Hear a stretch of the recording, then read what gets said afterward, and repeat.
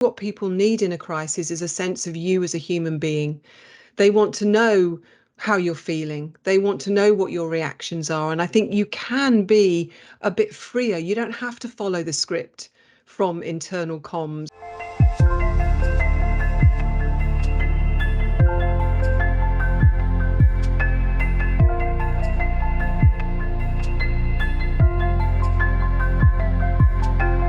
The BBC, when I was there, and like any organisation, continues to go through unbelievable levels of change and disruption.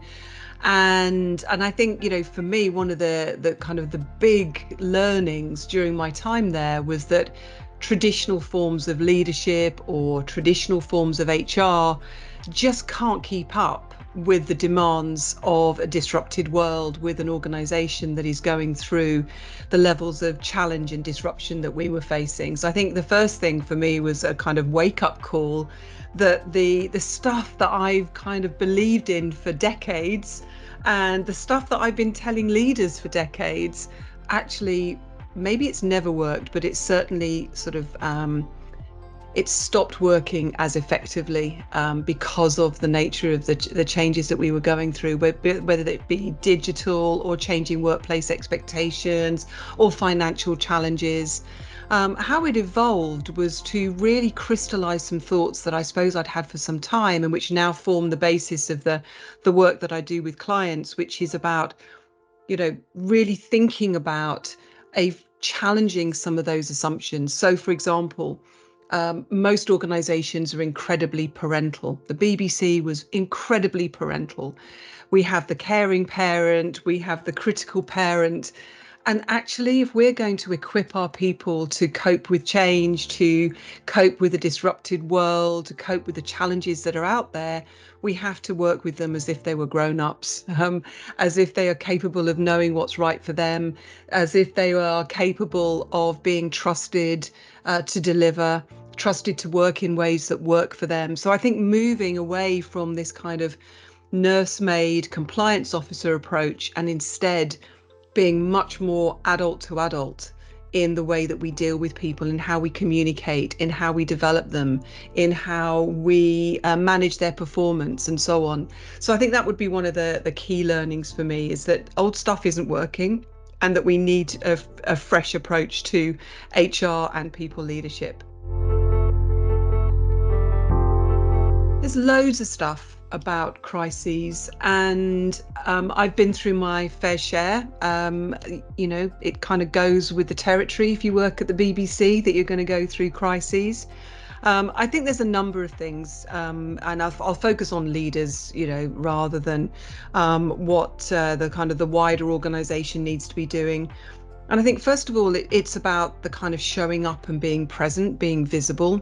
I noticed that whenever a crisis hit at the BBC, you couldn't find a leader for love nor money. They would kind of go into the work, or they would steer clear of people because they didn't have answers to give them, or they were going to have uncomfortable conversations, giving people information that perhaps they knew was going to make them unhappy. That's actually just part of the job, right? It is about being there when it's uncomfortable. I remember when we were going through some redundancies, and one of the leaders, I managed to persuade him to front it up and give the news. And then he said to me, right, I'm just going to disappear for a while.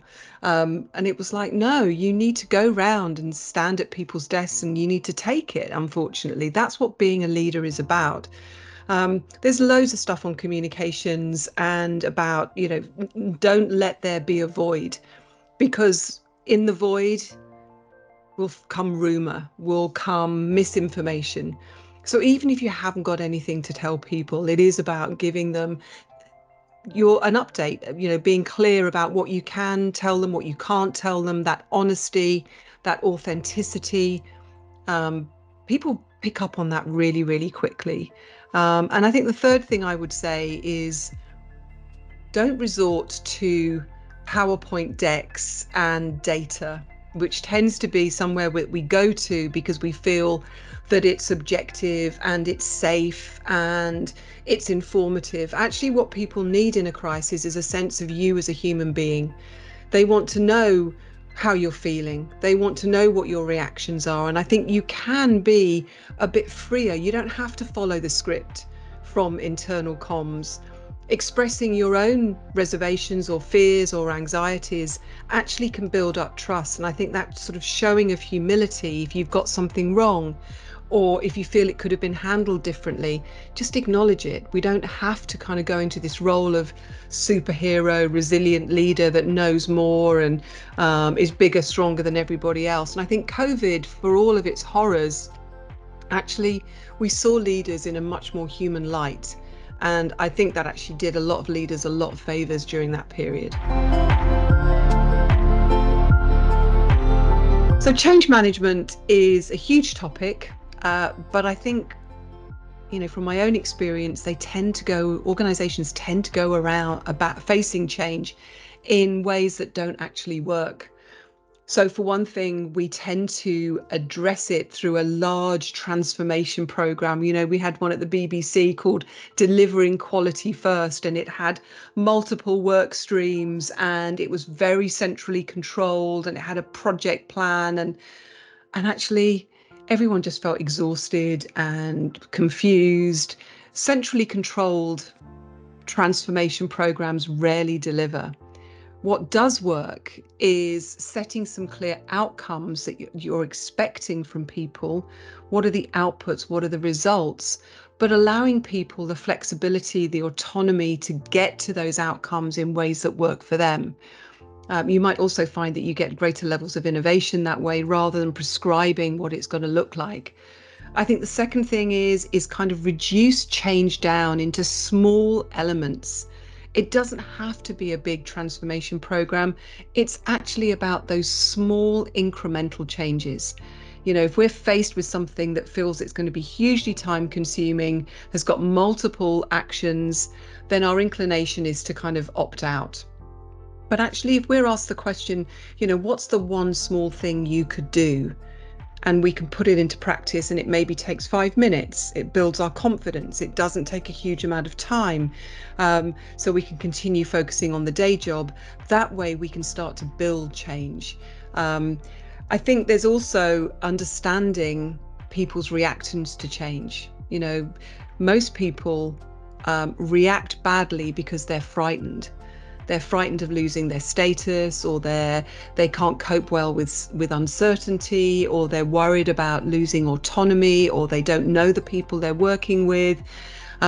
You have to give people a bit of time to process that. It isn't going to happen automatically because we've sent the newsletter and we've maybe added in some financial incentives and some training. So really understand, this is where line managers come in, is understanding how each one of their team are going to react. What are the buttons to press? Which are the ones to avoid? Knowing them as a human being, rather than assuming that we can go through a change management process. We can't map it out these days on a Gantt chart with a beginning, a middle, and an end. Change is so much more fluid and so much more personal than that. And I think line managers really understanding what makes people tick and helping them to adapt and adjust is where it's at. What I hope is, whether the audience is made up of business leaders or HR professionals, that they get both inspired to do things differently, but also that they walk away with 2 or 3 really practical things that they can put into place almost immediately. I think I pride myself that mixture of inspiration and action, inspiring, provoking, challenging, but also exciting people and energizing people, but then giving them tangible things that they can take away and put into practice is what I like to achieve.